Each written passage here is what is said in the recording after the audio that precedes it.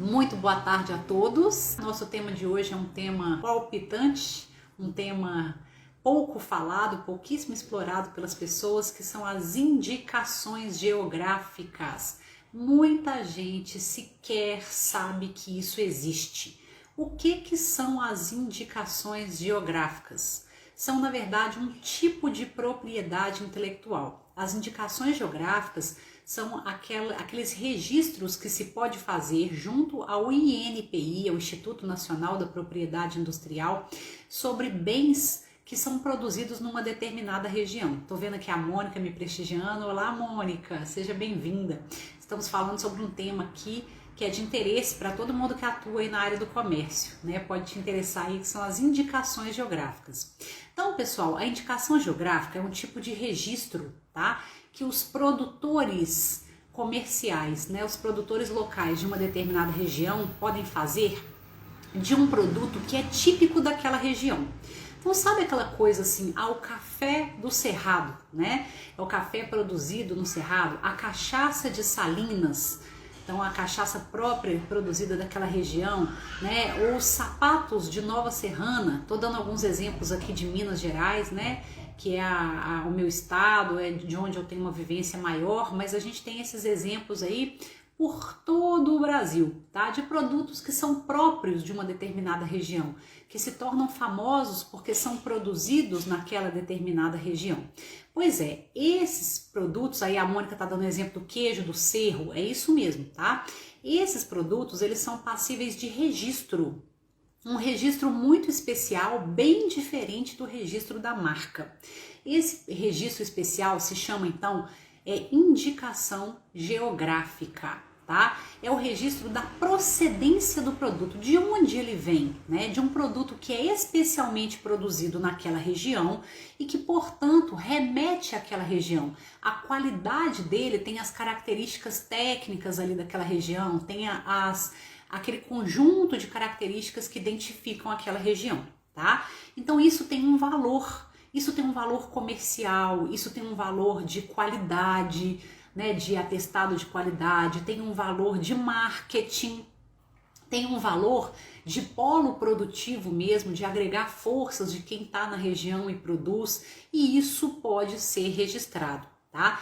E uma característica muito interessante desse registro, que é feito lá no INPI, Instituto Nacional da Propriedade Industrial, né, aquele mesmo órgão que registra as marcas e as patentes, uma característica muito legal do registro da indicação geográfica é que se registra isso em nome da Associação de Produtores Locais. Esse registro não vai pertencer a um produtor, como é o caso da marca, né? Então, nós vamos pegar o exemplo do queijo do Cerro, né, que a Mônica deu.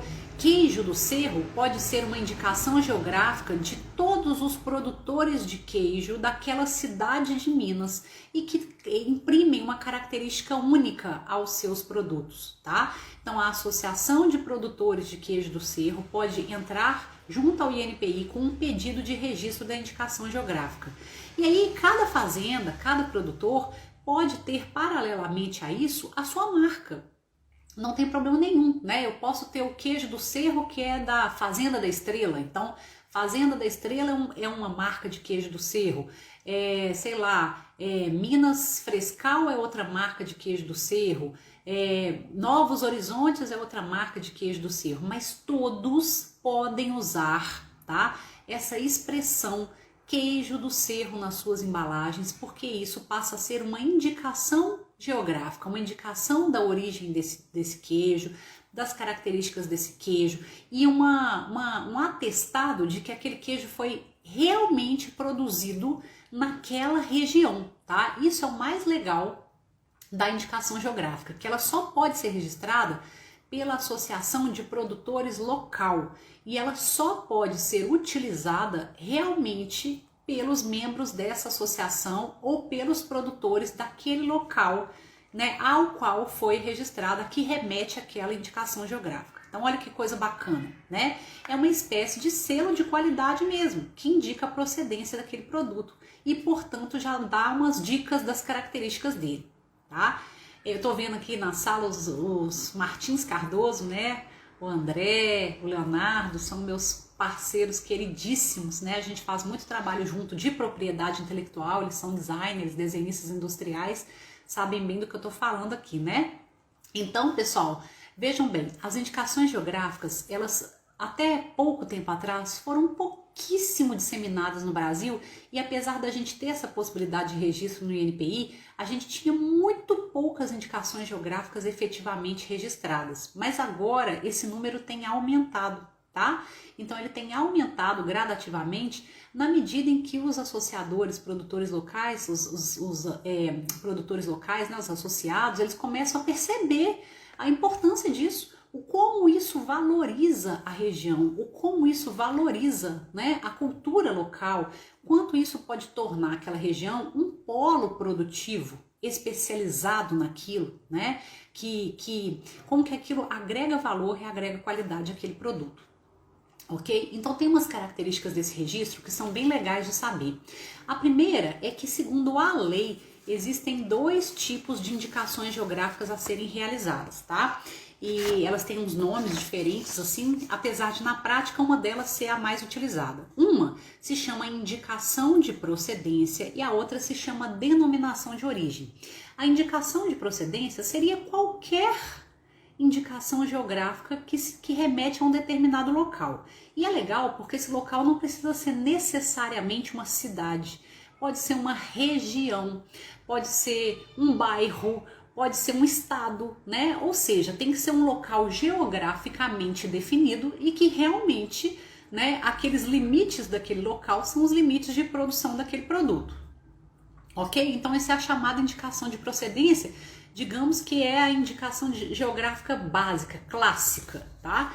Existe na lei a previsão de um outro tipo de indicação geográfica que se chama denominação de origem, que é muito famosa, muito comum na Europa, tá? Aqui não existe muito. A denominação de origem seria uma indicação geográfica bem especial, que é quando o produto só vem daquela região por causa de características físicas ou humanas que pertencem àquela região, tá? O que é isso? Vamos dar um exemplo do que poderia ser uma denominação de origem no Brasil. Os vinhos lá do sul, do Vale dos Vinhedos, por exemplo, que é o local mais famoso aí, que tem uma indicação geográfica no Brasil, tá? Então, o vinho do Vale dos Vinhedos. O vinho só pode ser produzido no Brasil no sul, porque o sul é a região mais fria, né? E o vinho, a uva, né? Quanto mais fria a região, mais ela se torna apta à produção do vinho, né? E o vinho sai com melhor qualidade. Pelo menos essa é uma regra geral, uma regra básica, né? Hoje já há variações, há tecnologia para mudar isso, mas isso é uma regra inicial, digamos assim, do sistema de produção de vinho, né? Então, a região mais propensa à produção do vinho no Brasil é o sul. Além do mais, há características humanas ali que favorecem isso, ou seja, é uma região com imigração, né, europeia, especialmente italiana, né, e os italianos são detentores de muitas técnicas de produção do vinho e trouxeram isso, né, da Europa para o Brasil. Significa dizer que o sul tem um potencial, né, de produção de vinho muito grande e por isso seria possível ali registrar uma denominação de origem, né, uma indicação geográfica do tipo denominação de origem. Boa tarde, Vitor, seja bem-vindo, é muito bom estar aqui com vocês. Tayana também me prestigiando sempre, viu? Obrigada. Então, pessoal, essa denominação de origem, ela seria possível lá no sul. Só que para que ela aconteça, teria que ter um técnico atestando que apenas aquela região é capaz de produzir aquele determinado produto, né? Ou seja, que há essa vinculação daquela região às características daquele produto. E como o Brasil não investiu nisso, tá? Não é comum, não há esse tipo de registro de denominação de origem no Brasil. Então nós ficamos mesmo com a indicação de procedência, que é o tipo de indicação geográfica mais comum. É aquela que simplesmente associa o produto àquela região de origem do produto, né? Porque aquele produto se desenvolve ali, independentemente de ter um técnico atestando que só aquela região e nenhuma outra mais pode produzir aquele produto, tá? Então é isso, assim, indicação, vamos trabalhar com a ideia de indicação geográfica, tá? De maneira ampla, isso já é suficiente, né? Mas é bom a gente saber que existe todo esse detalhamento da lei aí. Bom, Ok, e com relação às características desse registro que é feito no INPI? Vamos ver lá umas coisas bem interessantes. Por exemplo, olha que legal, a indicação geográfica, ela pode abranger a representação gráfica daquela região que ela abrange. Então, vamos dar um exemplo, tá? Suponhamos que a gente queira registrar, tá? Uma indicação geográfica do Triângulo Mineiro, tá? Mais uma vez dando um exemplo de Minas, me perdoem aí, mas é porque é o meu universo, né? Onde eu moro fica mais fácil, né? Então, se tiver gente aqui de outros estados, não se sintam desprestigiados, tá? É porque são sempre os primeiros exemplos que me vêm à cabeça. Mas o que acontece? Se for uma indicação geográfica do Triângulo Mineiro, quando a gente pensa no Triângulo Mineiro, né, lembrando lá do mapa do Brasil, o Triângulo Mineiro ele é um nariz, né? Ele tem uma pontinha assim, ó, fininha, ele é um nariz. Pois é, seria possível registrar a indicação geográfica de um produto produzido lá no Triângulo Mineiro, especialmente lá do Triângulo Mineiro, né? E registrar junto aquele formato do nariz que corresponde ao Triângulo Mineiro. Estão entendendo? Aí, ó, eu tenho o Matheus aqui que é de Natal, né, Matheus? Talvez, à medida que eu vá falando aqui, você consiga associar isso com algum produto desenvolvido aí em Natal. O Vitor, né, que é daqui de Minas, né, Vitor? Não vai negar suas origens, mas hoje mora na Bahia, né? Então, talvez, à medida que eu vou falando aqui, vocês consigam associar isso com algum produto que é produzido nos estados aí de vocês, né? Ou mais especificamente na cidade que vocês estão, ou em alguma cidade vizinha, e que tenha, além de ter as características daquele lugar, né? É muito comum, todo mundo associa aquele produto àquele lugar, também tem alguma coisa aí de representação gráfica daquele lugar. Eu tô dando como exemplo um mapa, né? Porque o mapa é uma representação gráfica fácil da gente visualizar. Mas às vezes tem outra forma de representar aquele lugar. Por exemplo, às vezes é uma praia, tá? E eu tenho ali uma representação da praia que é a cara daquele produto, né? Vamos pensar lá no coco da Bahia, não é assim, né? Então nada melhor do que um coqueiro para poder representar o coco, não é assim, né? A associação do coco ao coqueiro, a árvore que é tão comum no Brasil, né? Ou a ideia da praia, porque a gente sabe que o coqueiro também está muito ligado a aquele desenho ali, aquela ideia de praia. Então a indicação, tá? A indicação geográfica, ela pode se referir também à representação gráfica que está imediatamente associada àquele produto, desde que essa representação seja alguma forma de imagem do local onde o produto é produzido, né? E não do próprio produto. Então, se é o coco da Bahia, não é o coco que eu vou representar, é o local de onde o coco vem. Ah, então a ideia de Bahia, do coqueiro, da praia, etc, né? Então a Mônica tá falando das baianas de Salvador, né? Pois é, então temos ali as baianas como personagens aí dessa cultura aí, né, da Bahia e de Salvador mais em específico. Bom, então além dessa representação gráfica, tá, uma outra coisa bem interessante, aí é uma curiosidade mesmo sobre as indicações geográficas, é que a lei também diz que eu não posso registrar como indicação geográfica alguma coisa que seja, gente, também o nome da própria região. O nome da própria região não pode ser a indicação geográfica. Por quê? Porque uma coisa se confunde com a outra. Olha que interessante. O melhor exemplo disso é o champanhe. O que é o champanhe? É um espumante, certo? Né? Só que champanhe é o nome da região da França que produz esse espumante, ok? Então, champanhe não poderia ser a indicação geográfica do espumante produzido naquela região da França, porque champanhe é o nome da região, né? Então, eu não posso ter uma indicação geográfica, tá? Que seja o nome do próprio produto, né? O nome da própria região de onde esse produto vem, porque eu confundo uma coisa com a outra, né? Então, é espumante. O nome do produto é espumante. O nome da região onde ele é produzido é champanhe, né? Então, eu posso dizer assim, champanhe de champanhe? Não faz sentido, né? Espumante de champanhe pode ser uma indicação geográfica? Não. Por quê? Porque champanhe já é utilizado como sinônimo do produto. Então, toda vez que a região é tão forte que ela vira o nome do produto, tá?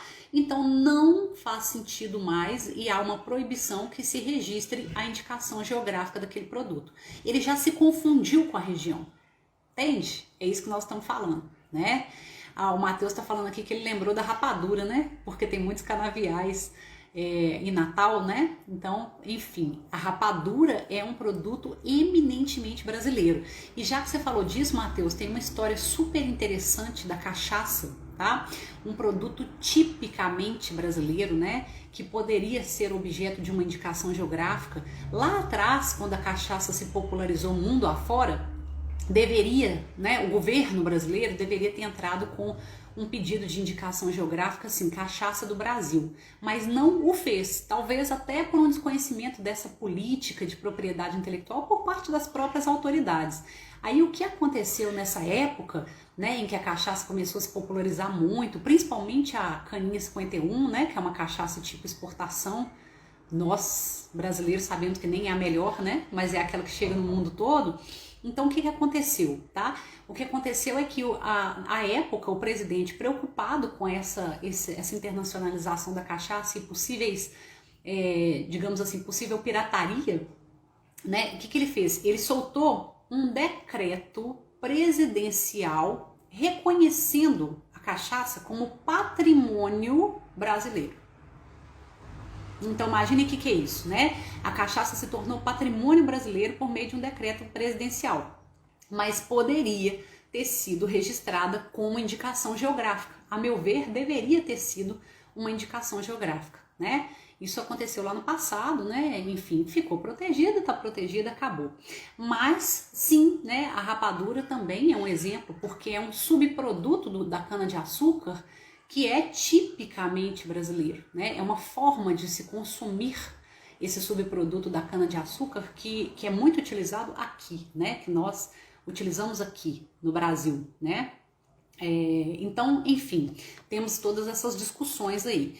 Bom, pessoal, outra coisa interessante é a distinção entre a indicação geográfica e a marca. Tá? A primeira distinção eu já falei aqui para vocês. A marca ela é registrada por cada pessoa física ou jurídica que comercializa um determinado produto, né? Então a marca ela é individual, ok? Eu tenho a minha empresa, registro a marca, vamos dar o exemplo lá da rapadura, né? Eu registro a marca da minha rapadura, ok? A gente fala no supermercado e acha a rapadura com um rótulo com diferentes marcas. Mas se eu estou falando de uma rapadura lá de Natal, tá? Tô dando um exemplo aqui que o Matheus colocou, eu não sei se é exatamente Natal ou não, tá? Mas suponhamos que que haja aí uma tradição grande de Natal, né? De produzir rapadura. Então, se for uma indicação geográfica, tá? Da rapadura produzida em Natal, né? Natal como um polo produtor da rapadura, com características especiais dessa rapadura, tá?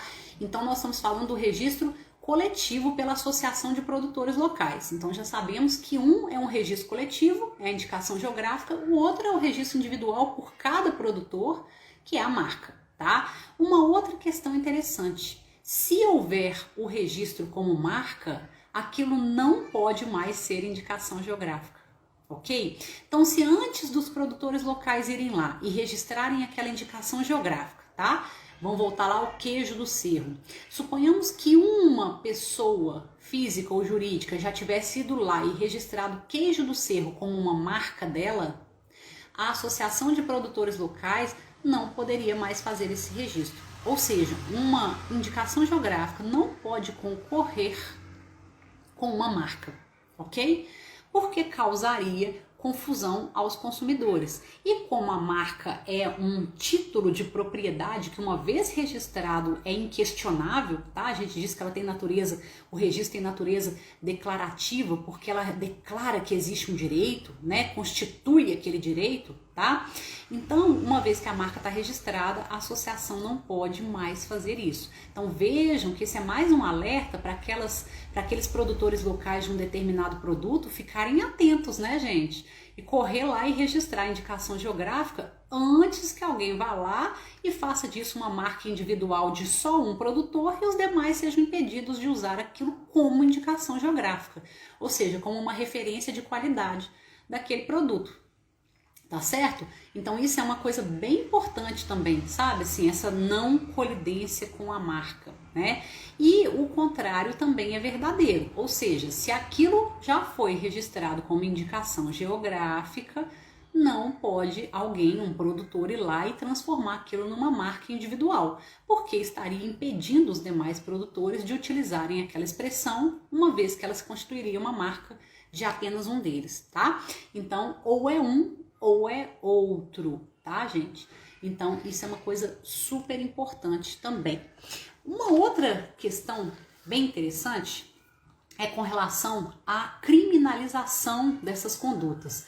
Isso é uma coisa que eu até abordo pouco aqui, mas eu acho que talvez eu até tenha que abordar mais, que é esses ativos de propriedade intelectual que a gente tem discutido aqui, marca, patente, agora a indicação geográfica, o desenho industrial, que é o design do produto, eles são passíveis, gente, de criminalização. A própria lei de marcas e patentes que criou tudo isso, e criou inclusive as indicações geográficas que nós estamos falando aqui hoje, né? Ela é de 1996, ela prevê o crime de violação de indicação geográfica, assim como ela prevê o crime de violação de patente, o crime de violação de marca, o crime de violação de desenho industrial. Ou seja, a própria lei tem esse aspecto penal e ela prevê punições para quem utilizar indevidamente, tá? Para quem expuser à venda, para quem desrespeitar, usar como sinal de propaganda sem poder, né? Quem fraudar o sistema, ou seja, alguém que não é produtor daquela região e usa aquela indicação geográfica, alguém que usa aquela indicação geográfica para poder marcar um produto que não é daquela região, ou seja, se aproveita economicamente de uma indicação geográfica que não é verdadeira. Então, tudo isso pode ser considerado crime, entende? E aí, a pena prevista, infelizmente, nesse caso das indicações geográficas, é uma pena muito baixinha, né? Eu digo infelizmente porque no Brasil, aquilo que realmente coage as pessoas a cumprir a lei, é uma pena que se assina a obrigação, né? Mas é assim que acontece. O que coage são crimes que têm uma pena alta, né? Então, nesse caso, é uma pena de detenção, veja bem, não é reclusão, porque reclusão é aquela coisa assim atrás das grades o tempo todo, né? A gente chama de regime fechado, a pessoa fica presa 24 horas. Nesse caso, não é reclusão, é detenção, tá? Então, é detenção que é um sistema semi-aberto, né? Já começa semi-aberto, a pessoa só dorme na cadeia e passa o dia solto para trabalhar, estudar, etc. E é detenção de 1 a 3 meses ou o pagamento de uma multa. Acaba que na prática, tá? Quando há esse tipo de violação, existe uma transação penal, um acordo entre o Ministério Público e aquela pessoa que cometeu aquele crime, e aí paga-se uma prestação de serviço à comunidade, a doação de uma cesta básica e fica tudo certo, né? Mas, o Matheus tá falando aqui que minhas lives são uma riqueza. Ô Matheus, obrigada, esse tipo de retorno é tão legal, sabe? Porque a gente sente que o trabalho tá fazendo diferença, tá chegando, né, nas pessoas. E eu como professora, eu sinto assim, se a minha aula atinge um aluno, eu tô ali, eu fiz a diferença na vida de alguém. Então ela já super valeu a pena, né? Claro que a gente quer que chegue ao máximo de pessoas, mas esse retorno é muito bom. Muito obrigada, viu? Então o que eu estava dizendo é que essa coisa, né, da transação penal, que faz aquela pena virar somente uma prestação de serviço à comunidade ou doação de uma cesta básica, ela não tira o caráter educativo, né, da pessoa sofrer um processo penal porque fez uma violação de propriedade intelectual, né? Querendo ou não, você ser réu num processo penal é uma coisa muito chata. O que mostra que a propriedade intelectual é uma coisa realmente séria, né? A gente está falando de bens. É isso que nós temos que ter em mente, gente. Patente, marca, indicação geográfica, desenho industrial é bem. É como se fosse um carro, uma casa, uma propriedade da pessoa mesmo. Só que é uma propriedade imaterial. Eu não pego, eu não toco, mas ela tá lá e tem valor real. E muitas vezes tem um valor superior ao valor de um bem material. Tá entendendo? É isso que a gente chama de ativo intelectual, né? Eu, inclusive, estou propondo um curso de ativos intelectuais que eu vou ministrar no final desse mês, lá com a Universidade de Caxias do Sul. É um curso de extensão, são 2 noites, né? Rapidinho, é por aqui mesmo, né? Pela internet. Então, vocês podem fazer assim, gente de qualquer parte do Brasil pode fazer, tem certificado, né? E é para isso, é para ensinar as pessoas a gerir ativos intelectuais, a saber o que é uma marca, uma patente, um desenho industrial, uma indicação geográfica, como é que eu faço para distinguir, para proteger, tá? Porque são bens de extremo valor econômico e muito estratégicos na realidade de qualquer empreendimento, tá? De qualquer negócio, de qualquer tipo, né? De qualquer área e de qualquer porte. Porque às vezes a gente pensa assim, isso é coisa para empresa grande. Não é não, gente. Isso é coisa para o microempreendedor individual. Isso é coisa para a associação de produtores locais. Isso é coisa para startup que está começando o seu negócio ali, né? Dois amigos que estão ali juntos no quarto de um deles, com um computador ligado e que tem isso para começar uma empresa. Mas que tiveram uma ideia genial e que estão tirando essa ideia do papel e transformando isso num negócio grandioso. O Facebook começou assim, né? O Facebook começou assim. A gente sabe, quem já assistiu lá a rede, né? Sabe disso, né? Então tem vários empreendimentos hoje de sucesso no mundo, tá? Que começaram assim, né? No fundo de um quintal, no quarto de alguém, mas que os seus organizadores, os seus empreendedores estavam ligados nessas questões de propriedade intelectual, né? Que os seus idealizadores tinham essa consciência do quanto que a propriedade intelectual, a proteção da marca, da patente, do desenho industrial, daquela ideia que está por trás ali, como é que ela pode garantir a exclusividade sobre aquilo que você inventou, que você criou, que você inovou e fazer diferença no mercado mais adiante. E ser um ativo que você pode vir a comercializar, a vender por milhões de reais ou de dólares, né? Porque todo o comércio de propriedade intelectual no mundo é feito em dólar, tá? Você pode vender por milhões de dólares mundo afora. Entende? Então, assim, é uma área que está realmente em franca ascensão e desenvolvimento, porque a sociedade, enfim, está reconhecendo, né, a importância de proteção desses ativos. E dentro desse contexto, a indicação geográfica chega como um reforço à economia produtiva local. Tá, gente? Ou seja, aqueles produtores locais que estão ali batalhando para realmente fazer o produto deles alavancar, ser diferente, ser especial, ser único, ser reconhecido pela sua qualidade, né, pelos seus processos produtivos. Muitas vezes é isso, é o processo artesanal, é o jeito de fazer, né, é aquele cuidado, aquele carinho, né, aquela matéria-prima que é única dali. Então isso faz diferença e a sociedade tem que reconhecer isso. Então é isso, né? Vamos proteger nossos ativos intelectuais, pessoal. E não vamos esquecer de mais esse ativo aí, que é a indicação geográfica. Não vamos nos esquecer dele, né? Quem quiser saber mais sobre isso pode entrar lá no site do INPI. Hoje o INPI, né, o Instituto Nacional da Propriedade Industrial, que faz todos esses registros, ele tem um cuidado maior assim com essa questão da educação jurídica. Então ele tem textos informativos, tem exemplos de indicações geográficas protegidas, né? Se esse assunto de repente tocou aí a ideia do seu negócio, do que você faz, ou do que você está pretendendo fazer, no próprio INPI há um banco, né, de informações bastante rico a esse respeito, tá? E eu também estou à disposição pelo meu direct, nos comentários dessa live que vai ser editada pelos meus incríveis parceiros da Talentos Produções, fazem sempre esse trabalho para mim, editam as lives e deixam disponíveis aqui no meu canal, né? Aqui no meu perfil do Instagram e no meu canal do YouTube, que eu convido vocês a conhecer, tá? youtube.com/ElisaDV. Simples assim, ElisaDV, tudo junto. Só procurar por ElisaDV lá.